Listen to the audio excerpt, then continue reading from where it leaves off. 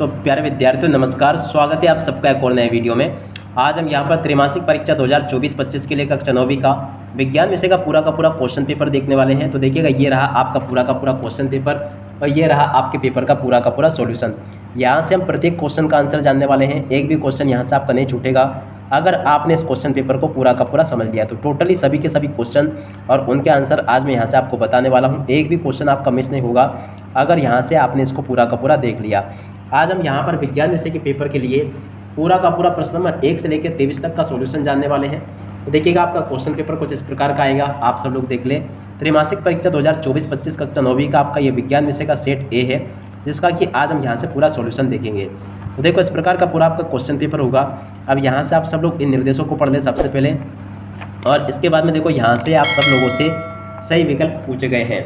सही विकल्पों में पहला क्वेश्चन, पदार्थ की कितनी अवस्थाएं होती है? तो देखो यहाँ से आपको लिख देना 3। उसके बाद में अगला क्वेश्चन, पदार्थ की किस अवस्था में कणों के मध्य न्यूनतम रिक्त स्थान होता है? देखो इसका राइट आंसर आ जाएगा ठोस। पदार्थ की किस अवस्था में किसी वस्तु का एक निश्चित आकार, स्पष्ट सीमा और नगण्य संपीड़नता होती है? तो देखो यहाँ पर आपको लिखना ठोस। उसके बाद में पदार्थ की वह अवस्था जिसमें द्रव्य का आकार नहीं परंतु आयतन निश्चित होता है। तो देखो इसका राइट आंसर गैस हो जाएगा। उसके बाद में देखो, न्यूनतम विसरण का गुण पाया जाता है, ठोस में पाया जाता है। और उसके बाद में चलो हम आगे बढ़ते हैं। अगला क्वेश्चन, विलयन का वह घटक जिसकी मात्रा दूसरे से अधिक होती है और जो दूसरे घटकों को विलयन में मिलाता है। तो देखो इसको कहते हैं विलय। इसी प्रकार के क्वेश्चंस होंगे जो कि आपके पेपर में, परीक्षाओं में आपसे पूछे जाते हैं। तो आप सब लोग इनको देख लें। और इसके बाद में देखो हम आगे बढ़ते हैं, अगले क्वेश्चन के आंसर को जानते हैं। तो देखो यहाँ से आपसे क्वेश्चन पूछे जाएंगे, विलयन एक मिश्रण है। तो देखो विलयन एक समांगी मिश्रण होगा। कोलाइडी विलयन द्वारा प्रकाश की किरणों का फैलना कहलाता है। तो देखो इसको कहते हैं टिंडल प्रभाव। यहाँ से आप सब लोग इन क्वेश्चन के आंसर को नोट कर लो पूरा का पूरा। अब चलो जल्दी से हम आगे बढ़ते हैं, अगले क्वेश्चन के आंसर को देखते हैं और सबको समझते हैं। देखो आगे आपके पेपर में इस प्रकार के क्वेश्चंस पूछे जाएंगे, आप सब लोग यहाँ से इनको देख लें और पूरा समझ भी लें। तो देखो यहाँ पर जो क्वेश्चन लिखा है, टिंडल प्रभाव विलयन द्वारा प्रदर्शित गुण है। तो देखो कोलाइडी विलयन द्वारा प्रदर्शित एक गुण है। एक ही प्रकार के परमाणु में बने पदार्थ कहलाते हैं। तो देखो इनको अणु कहते हैं। कोशिका का पावर हाउस कहलाता है। तो देखो उसको कहते हैं माइटोकॉन्ड्रिया। उसके बाद में देखो, मानव शरीर की सबसे बड़ी इकाई अंडाणु कहलाएगी। तो यहाँ से आप सब लोग इन क्वेश्चन के आंसर को देख लें। अब इसके बाद में चलो हम आगे बढ़ते हैं, अगले क्वेश्चन के आंसर को देखते हैं। देखो यहाँ से आप सब लोग इन क्वेश्चन को देख लें। सत्य असत्य लिखिए। देखो सत्य सत्य कैसे लिखने हैं, सूक्ष्म जीवों को देखने के लिए सूक्ष्मदर्शी का उपयोग किया जाता है, सत्य होगा। रिक्तिकाएँ पादप कोशिकाओं में पाई जाती है, असत्य होगा। लाइसोसोम को आत्महत्या की थैली कहते हैं, सत्य होगा। मोती मिट्टी वाली लेग्न कोशिकाओं को यांत्रिक शक्ति प्रदान करती है, असत्य होगा। और हृदय पेशी कंकाल से जुड़ी होती है, असत्य होगा। विभाजोतक मेरिस्टिक पौधों में वृद्धि वाले क्षेत्र में पाए जाते हैं, ये भी आपका असत्य होगा। देखो यहाँ तक के सभी क्वेश्चन और उनके आंसर्स मैंने बता दिए। उसके बाद में देखो यहाँ से आप लोग जोड़ी को देख लो। जोड़ी में आपको क्या करना है, पहला क्वेश्चन देखना क्या लिखा है, पत्तियों में भोजन का परिवहन होता है फ्लोएम के द्वारा। तंत्रिका कोशिका की जोड़ी मिल जाएगी न्यूरॉन से। भार का ऐसा ही मात्रक किलोग्राम, वेग का ऐसा ही मात्रक ms-1 और बल का ऐसा ही मात्रक होगा आपका ये न्यूटन, ठीक है। उसके अलावा शक्ति का ऐसा ही मात्रक वाट होगा। तो यहाँ से आप सब लोग इसको देख ले, जोड़ी के मिलान को। अब इसके बाद में हम आगे बढ़ते हैं, आगे के क्वेश्चन और उनके आंसर को देखते हैं और समझते हैं। तो देखो यहाँ से आप सब लोग इन क्वेश्चन को भी देख ले। प्रश्न नंबर 5 में आपसे एक शब्द या फिर एक वाक्य में उत्तर पूछे जाएंगे। गति का प्रथम समीकरण लिखिए। तो देखो v = u + at होगा। यहाँ से देख लें, वस्तु द्वारा अपनी गति अवस्था में परिवर्तन की विरोध को क्या कहते हैं? तो देखो उसको कहते हैं जड़त्व। उसके बाद में अगला क्वेश्चन, असमान द्रव्यमान की दो वस्तुएं एक ही संवेग से गतिशील है, किसका वेग अधिक होगा?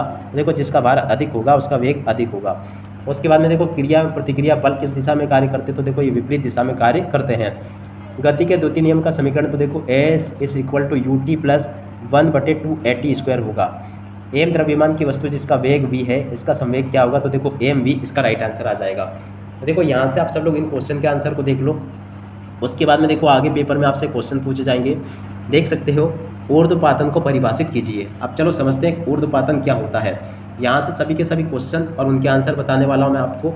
देखो इसका राइट आंसर ये आ जाएगा, ऊर्ध्वपातन किसे कहते हैं, ये इसका राइट आंसर लिखा है। और उसके अथवा में जो लिखा गया ये लिखा, गलनांक को परिभाषित कीजिए। तो देखो गलनांक क्या होता है, इसके आंसर को यहाँ से देख ले आप सब लोग। अगला क्वेश्चन देखते हैं। तो देखो अगला क्वेश्चन लिखा आपका यहाँ से, वाष्पीकरण से क्या आशय है? देखो वाष्पीकरण या वाष्पन से क्या आशय, इसका उत्तर यहाँ से देख लो आप सब लोग। ये दिया गया इसका उत्तर। देखो यहाँ तक के सभी क्वेश्चन और उनके आंसर्स मैंने बता दिया आपको। अब इसके बाद में हम आगे बढ़ते हैं, आगे के क्वेश्चन और उनके आंसर को देखते और समझते हैं।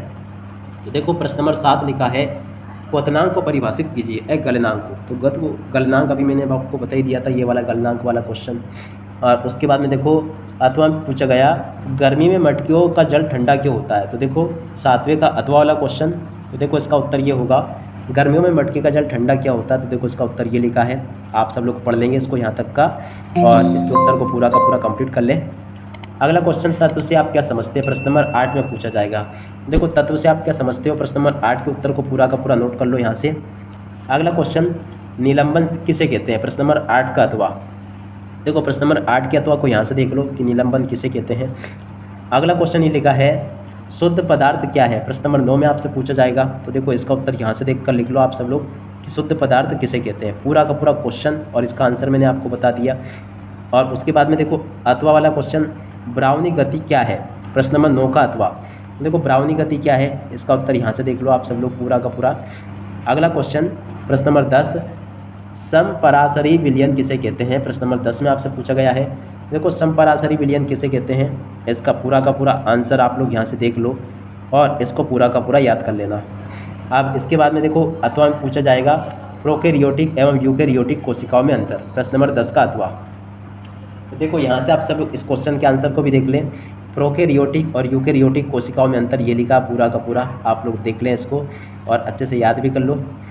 अगला क्वेश्चन पूछा गया यहाँ से प्रश्न नंबर 11 में, रसधानी के 2 कार्य लिखिए। तो देखो रसधानी के 2 कार्य क्या क्या है, यहाँ से देख ले आप सब लोग और इसको पूरा का पूरा समझ भी ले। अब इसके बाद में हम आगे बढ़ते हैं, अगले क्वेश्चन को देखते हैं। तो देखो केंद्रक के 2 कार्य लिखिए, प्रश्न नंबर 11 में पूछा गया। तो देखो केंद्रक के 2 कार्य क्या क्या है, यहाँ से देख लो। अगला क्वेश्चन पढ़ते हैं, एलियोयर ऊतक के 2 कार्य, प्रश्न नंबर 12 में जो पूछा गया। तो देखो इसका उत्तर यहाँ से देख लो आप सब लोग और इसको याद भी कर लो। और उसके बाद में देखो प्रश्न नंबर 12 के उत्तर में पूछा जाएगा, पेरेनकाइमा और कोलेनकाइमा में क्या अंतर है, प्रश्न नंबर 12 का अथवा। देखो पेरेनकाइमा और कोलेनकाइमा में क्या अंतर है, यहाँ से देख ले आप लोग, ये लिखा पहला, दूसरा, तीसरा, आप सब लोग यहाँ से 2 अंतरों को लिख लें। उसके बाद में देखो प्रश्न नंबर 13, स्टोमेटा के 2 प्रमुख कार्य, प्रश्न नंबर 13 में आपसे पूछा जाएगा। देखो स्टोमेटा के 2 प्रमुख कार्य ये लिखे हैं। उसके बाद में अगला क्वेश्चन देखते हैं क्या लिखा है, देखिएगा, पौधों में वातकोत्सर्जन का क्या लाभ है, 13 का अथवा वाला क्वेश्चन। तो देखो इसका उत्तर यहाँ से देख लो आप सब लोग, ये इसका उत्तर आ जाएगा।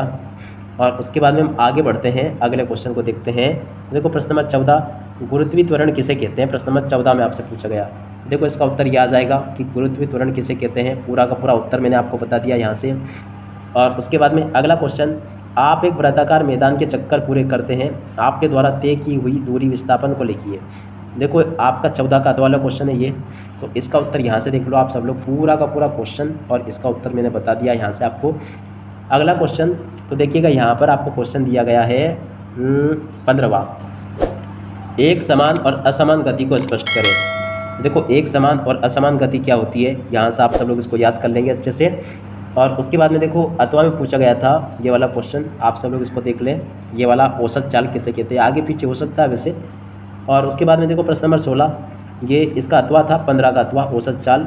और 16 को देखते हैं, जब कोई गतिशील बच अचानक रुकती है। देखो इसका उत्तर ये होगा, आप सब लोग देख लेंगे यहाँ से इसका उत्तर और पूरा का पूरा इसको याद भी कर लेंगे। और उसके बाद में देखो अथवा में पूछा गया 16 के अथवा में, गति का प्रथम नियम लिखिए। तो देखो गति का प्रथम नियम क्या लिखा है, आप सब लोग देख लें यहाँ से। और उसके बाद में चलो आगे बढ़ते हैं, आगे के क्वेश्चन और उनके आंसर को देखते हैं।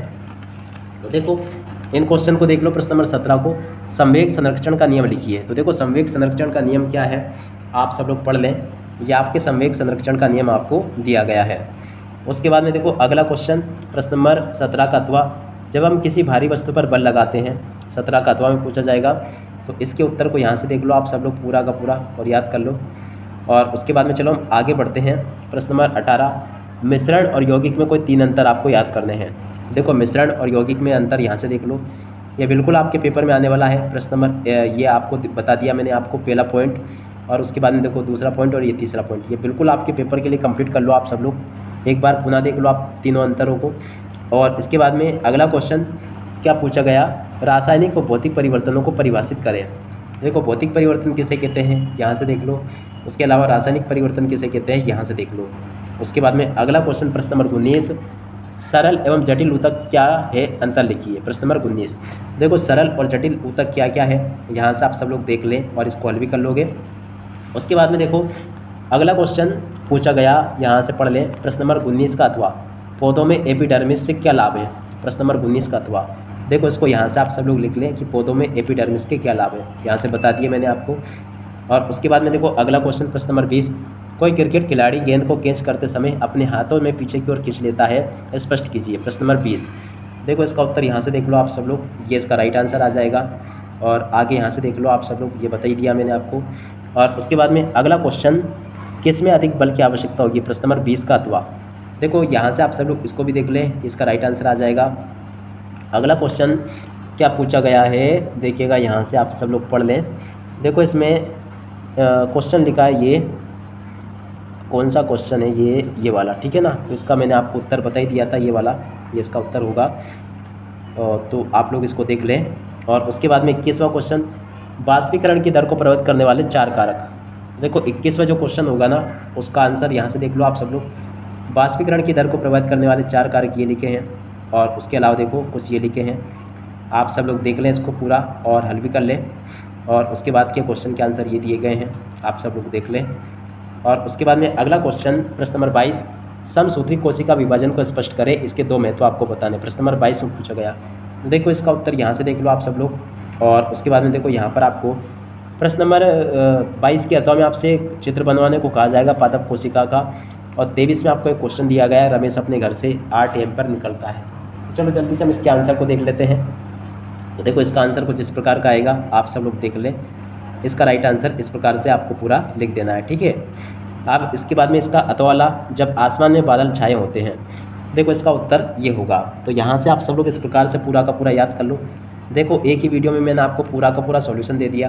और बाकी अगर आपको समस्त विषय के वीडियो देखने हैं तो डिस्क्रिप्शन बॉक्स में लिंक है, उसके ऊपर क्लिक करके आप लोग देख सकते हो। अब इसी के साथ में इस वीडियो को यहीं पर पूरा करते हैं। नमस्कार, जय हिंद, जय भारत।